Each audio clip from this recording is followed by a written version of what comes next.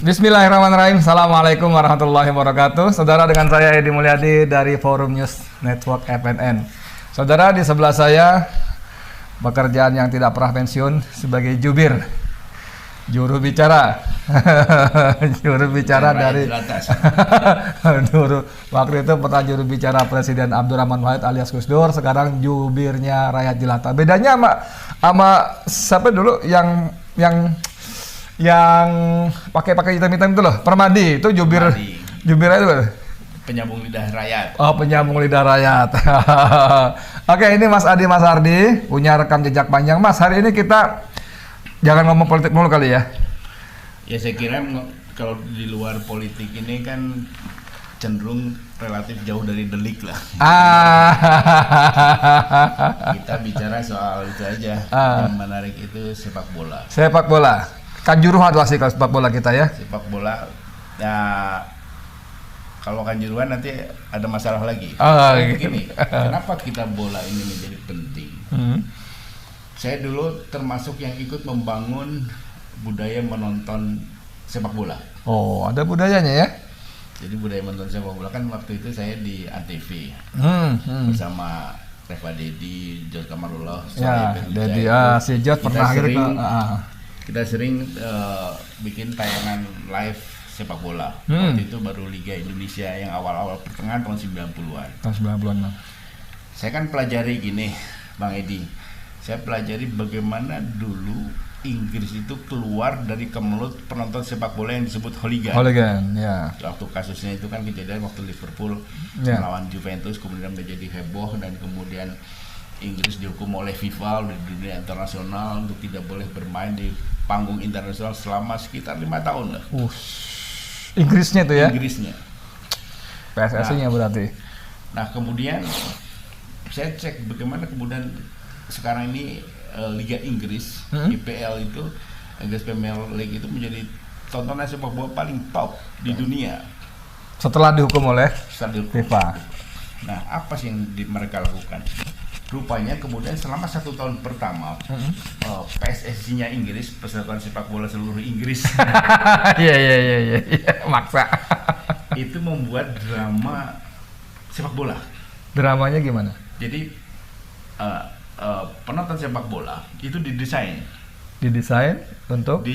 untuk ditampilkan di layar televisi bahwa penonton sepak bola itu cantik-cantik. Oke, santun gitu ya. Santun, ada keluarga, ada keluarga kerajaan. Nah, maksudnya kan gitu. Mereka di sana itu kan relatif di pendidikannya oke lah. Jadi lewat pendidikan lewat gambar-gambar itu, nafsu hooligan itu kemudian hilang. Jadi ketika kita nonton bola itu, kalau kita mau bikin rusuh, kita tahu di bawah di sebelah itu ada anak-anak, ada perempuan. Dijinakan itu.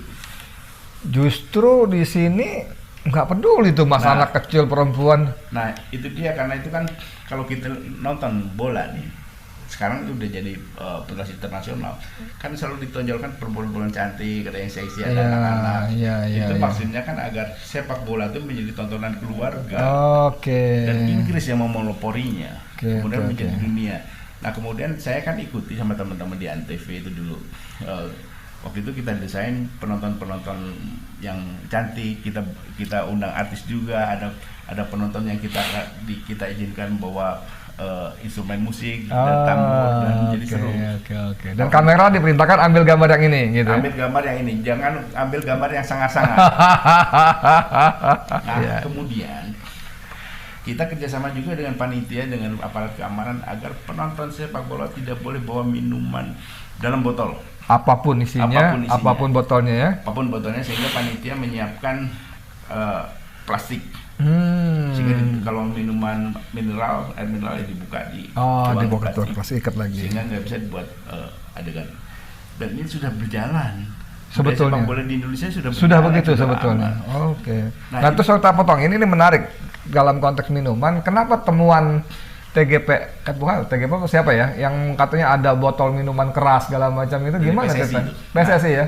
Nah, jadi sebelum ke situ saya ingin kan itu ketika kasus Kanjuruhan muncul, meledak, kemudian saya merasa tersinggung ketika supporter disalahkan. Wah, merasa tersinggung, mantap istilahnya. Karena saya kan bersama teman-teman ikut membangun budaya menonton itu dan itu sudah jadi. Udah jadi, oke. Karena itu kalau nonton sepak bola memang kan ada seragam, ada adegan-adegan yang lucu-lucu. Di Indonesia ini sudah clear soal penonton. Sudah jadi ya. Nah, apalagi ketika saya cek lagi, ternyata penonton Persibaya tidak hadir. Oke. Jadi yang namanya tawuran tuh nggak ada tuh ya. Orang ada. Arema semua ya. Nah, jadi saya jelasin juga waktu kepada teman-teman bahwa penonton sepak bola di Indonesia sudah sangat beradab. Yang tidak beradab kan panitianya sama aparat keamanannya dan PSSI-nya dan penyelenggaranya. Adab menyelenggarakan sepak bola itu belum ada. Menarik. Yang nggak beradab pelaksananya ya, penyelenggaranya. Padahal sepak bola itu kan didesain memang untuk menjadi industri tontonan keluarga. Nah, untuk menjadi industri ini kan harus dijaga. Mantap. Oke Mas, itu cerita-cerita bagus yang track record Mas Adi. Sekarang kita ke kekiniannya. Ini kan angkanya simpang siur, oke lah. Sementara kita pakai versi pemerintah 135. Katanya saya mendengar temuan tim dari hari pertama tanggal 11 Oktober saja sudah 238. Tapi kita oke lah, kita pakai versi pemerintah. Nah, saat Jokowi datang itu kan dia menjanjikan uang duka ya, kalau nggak salah 50 juta. Ini gimana nih sebagai kan sesepuhnya supporter?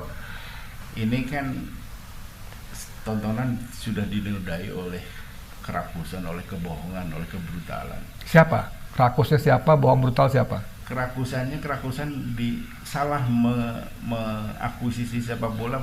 Sepak bola memang industri, tapi tidak boleh dalam kerakusan.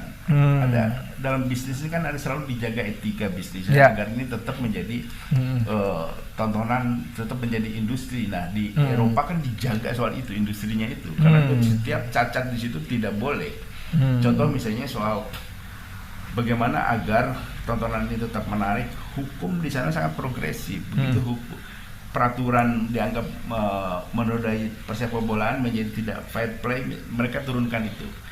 Nah, itu sebabnya ketika muncul kasus malapetaka Kanjuruhan itu, mula-mula kan menyudutkan supporter. Saya sebagai salah satu peletak budaya menonton ini akhirnya tersinggung lah, kemudian dibilang bahwa karena kesebelasannya tim yang dukungannya kalah, kemudian dia marah. Sudah nggak ada lagi sekarang. Sudah ada lagi ya. Karena sepak bola kan pertandingan sudah reguler. Udah terjadwal ya. Sudah terjadwal, minggu ini bisa kalah, minggu depannya ketika menjadi tuan rumah bisa menang. Dan nggak ada orang marah. Dulu memang zaman perserikatan tuh ada fanatisme yang berlebihan tuh ya. Oke. Kemudian saya luruskan lagi soal istilah bonek untuk pendukung Persibaya. Bonek itu singkatan dari bondo nekat. Bukan karena orang-orangnya nekat kemudian mau melakukan apa saja. Dia itu nekat mau menonton tim kesayangannya, apapun kejadiannya, meskipun nggak punya uang dia nekat nonton. Jadi nekat nonton, bukan nekat berangasan. Nah, itu sebabnya ketika muncul kasus Kanjuruhan disalahkan kemudian supporter, apalagi ada orang partai PSI yang ngomong bahwa ini para penonton tim mabok, ini sangat biadab. Penjual dapat itu udah korban difitnah, ampun deh, biadab itu. Ngerti juga partai ini, PSI ini selalu menyebar hal-hal yang begini. Apakah didesain untuk menjadi begitu? Kayaknya begitu. Nah, terus kembali ke soal tadi, tunjangan tadi gimana? Tunjangan tadi ini kan korban ini kan harusnya mendapat kompensasi, apalagi saya nggak tahu banyak cerita seliwer ya. Ini urutannya kan gini, belum sampai ke korban. Ini siapa yang paling bertanggung jawab? Itu maksud saya. Nah, Pak Mahfud, teman saya dulu di kabinet zaman Gus Dur, sebagai ketua tim independen TGPF, independen pencari fakta itu menyatakan bahwa kematian massal ini terutama akibat oleh gas air mata. Betul. Gas air mata yang ditembakkan oleh polisi, betul. Berarti negara. Kemudian Pak Mahfud juga ngomong bahwa PSSI harus bertanggung jawab itu, karena itu dia minta PSSI mundur. PSSI itu salah satu lembaga yang diakui oleh negara. Walaupun bukan lembaga negara ya? Walaupun bukan lembaga negara, tapi ini kan diakui oleh negara. Apalagi ini bagian dari internasional juga, members of FIFA.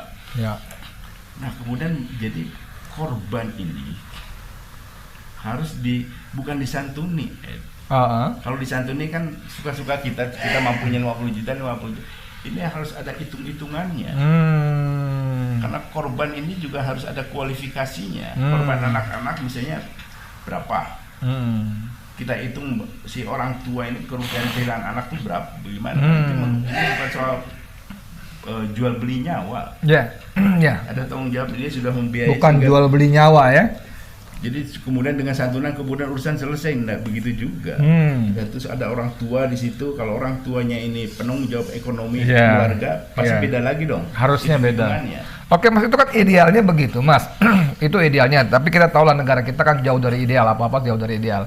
Sekarang tadinya saya sebagai orang awam itu ketika presiden mengatakan akan ada santunan istilahnya tadi ya, walaupun nggak tepat 50 juta kan itu sepertinya lumayan gitu lah. Tapi sampai hari ini pun saya belum dengar realisasinya. Ini kan pertama kan ini tidak boleh harga nyawa rakyat itu dihargai. Oke. Apalagi kalau dijanjikan dan itu nggak benar. Bener aja udah salah. Bener aja udah salah. Maksudnya terrealisasinya udah salah ya. Karena saya ada hitung-hitungannya ada tidak bisa dipukul rata terus bayang korban yang luka-luka, jenis lukanya seperti apa, ganti ruginya berapa, kan ada hitung-hitungannya. Dan yang penting itu jumlahnya. Berapa sih sebetulnya yang meninggal itu? Oh, jumlah orangnya ya? Orangnya meninggal. Oke. Kan ada namanya, ada alamatnya. Yang luka juga demikian. Iya. Jadi kalau kita simpulkan dari perspektif pemerintah, karena yang sudah Pak Mahfud ikut menjadi tim gabungan independen, ketuanya sudah menyatakan kesalahan ada pada institusi negara. Berarti negara harus bertanggung jawab untuk ini. Dan harus ada panitia khusus untuk menghitung kerugian bencana ini. Wow. Jadi nggak ini kan untuk melatih bahwa nyawa rakyat itu mahal. Iya, saya sependapat Mas Adi, tapi lagi-lagi untuk hal yang paling basic sekalipun yang tadi direalisasi pun salah, itu tetap salah, itu pun nggak jelas nasibnya, apalagi mau seideal itu ini gitu. Ini kan mumpung ada kasus ini dan pendukungnya juga banyak, ini masyarakat supporter dan organisasinya, ini bisa menuntut. Kita tidak bisa, misalnya kasus Kanjuruhan hanya disantuni, kemudian santunan juga nggak jelas. Nah, ini kan kalau kita mengacu kepada dasar bernegara ini kan konstitusi. Kalau dasar beragama kitab suci. Dasar-dasarnya yang dijalankan. Kalau bernegara kitabnya konstitusi. Menurut konstitusi salah satunya kan di preambul itu ada melindungi segenap tumpah darah bangsa. Jadi setiap anak bangsa itu harus dilindungi. Nah, ketika lalai maka ada hukumannya. Gitu. Tapi saya nggak bermaksud skeptis atau apa, tapi fakta-fakta rentetan fakta itu menunjukkan bahwa negara ini tak tersentuh, suka-suka mereka, kekuasaan milik mereka, hukum milik mereka, ya suka-sukalah. Jadi ngomong soal korban yang idealnya dibayar berapa, hitung-hitungan kayak kita kalau nggak salah kalau kecelakaan Jasara Haja itu kan ada kecelakaan kerja, kalau kelingking berapa kan gitu kan, kalau segini berapa kan ada hitung-hitungan kan ya kalau nggak salah ya, sampai meninggal berapa dan sebagainya. Itu kan sangat ideal, tapi sudahlah, saya nggak berani berharap terlalu banyak. Yang basic saja, perhatian. Saya mungkin kelewat ya, saya kurang baca berita, saya belum mendengar petinggi itu minta maaf tuh, apalagi sampai mengundurkan diri tuh.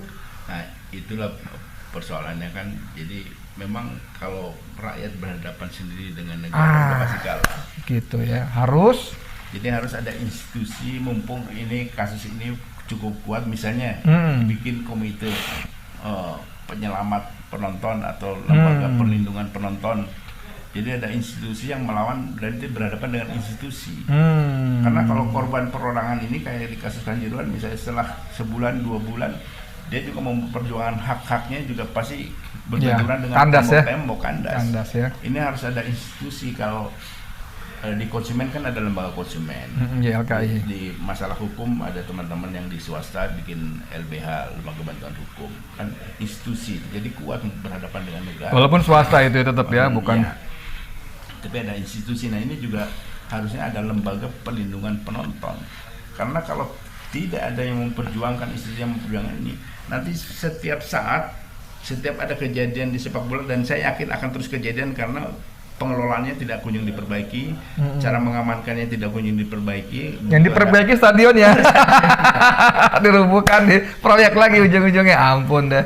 Nah, jadi ini kan sudah jelas nih kesalahan negara. Saya kira tadi begitu ya, dalam konteks Kanjuruhan dirobohkan, itu kan stadion sudah berbelas, mungkin berpuluh kali dilaksanakan tempat penyelenggaraan. Dan ya saya kira kalau ribut-ribut kecil normal lah ya, tapi sampai seperti itu kan baru kali ini. Kenapa begitu ya terjadinya? Tadi soal menghormati, menghargai nyawa rakyat kan memang dengan segala hormat dan mohon maaf juga dengan segala kemarahan yang luar biasa, aparat dan negara ini kan menganggap rakyat nyawanya amat murah. Yang masih mengiang-iang di mata kita misalnya tentang kilometer 50, tentang yang terbaru Brigadir Joshua. Bagaimana nyawa tuh begitu murah di tangan aparat gitu loh. Nah, saya tadi kan berharap ada kasus Brigadir J itu, bahwa ada kesadaran negara, kesadaran masyarakat buat nyawa itu mahal. Mahal sekali. Satu betul. orang Joshua yang diperlakukan seperti itu bisa menurunkan bintang jenderal-jenderal. Yeah. Jadi kalau ini sudah ratusan, sudah lebih dari 100 kan harusnya ya. ada juga. Nah, belum lagi bisik-bisik kenapa itu terjadi ya. Ada seliwar-seliwar gila itu. Nah, jadi kembali ini harus ada lembaga, ada institusi yang mumpung situasinya ini masih hangat, dan pemerintah dalam konteks ini yang dipimpin oleh Pak Mahfud soal TGIPF itu juga pendapatnya sama dengan publik. Jadi kalau ada dari masyarakat mengorganisasi diri kemudian membawa kasus ini secara proporsional, kan lebih gampang tuh. Tapi sudah ada maju ke pengadilan, nggak salah wakilnya siapa, Azamkan itu lawyernya. Enggak, ini yang institusi. Oh, oke. Ada lembaga perlindungan penonton. Jadi semacam advokasi ya, lembaga advokasi ya. Oke. Jadi ini kan dimanapun kejadian. Dan ini juga harusnya menjadi semangat para supporter fans klub sepak bola. Karena suatu saat kalian juga akan menjadi korban. Bisa jadi korban. Jadi sekarang ini harus membentengi diri dari hal-hal yang semacam itu. Harus bikin partai supporter. Partai supporter, oke. Oke, Mas Adi sebagai penutup, saya sebagai penutup, sekarang konkretnya apa nih? Jadi ada dua hal dari Kanjuruhan itu. Pertama, cermin perlindungan rakyat sesuai konstitusi. Perlindungan terhadap rakyat. Perlindungan terhadap rakyat sesuai dengan konstitusi, karena negara itu melindungi segenap bangsa. Tumpah darah ya. Nah, kemudian penyebab ini siapa? Itu yang harus ditelusuri terus. Ini kan soal nyawa. Yeah. Karena kalau lihat apa yang dilaporkan oleh Pak Mahfud, ini ada unsur-unsur kesengajaan, ada desain-desain. Gila nih dia. Iya. Kontras sudah menemukan, tim Kontras dan kawan-kawan juga menemukan ada yang by design segala macam, ngeri sekali kalau bacanya. Oke lah begitu, tapi saya ingin mengingatkan kepada para pengelola, para pemimpin petinggi bangsa ini, satu nyawa itu sangat berharga ya. Ingat misalnya di Amerika satu orang korban kulit hitam mati di tangan polisi, seluruh polisinya berlutut di hadapan rakyat. Ini ratusan, nggak ada yang bertanggung jawab, nggak ada yang minta maaf, nggak ada yang aduh ampun. Ya udah gitu deh. Akhirnya seperti biasa. Ini tetap harus menjadi kesadaran masyarakat, kesadaran para supporter bahwa kalian ini momentum untuk membuat perlindungan diri agar tidak disalah-salahkan. Karena tren di kita ini sudah jadi korban pasti difitnah. Sudah korban difitnah. Dan tidak bisa membantah, tidak bisa membela diri karena sudah meninggal masalahnya gitu loh. Aduh, jahatnya luar biasa, jahat. Jadi ingat juga bahwa kita berpuasa itu ada batasnya. Asik. Tidak ada pesta yang tidak usai. Oke, saudara sekalian, demikian obrolan dengan Jubir. Sekarang Jubir supporter. Sepak bola. Jubir supporter. Luar biasa. Mas Adi, Mas Ardi, semoga bermanfaat. Dan saya Edi Mulyadi untuk FNN. Assalamualaikum warahmatullahi wabarakatuh.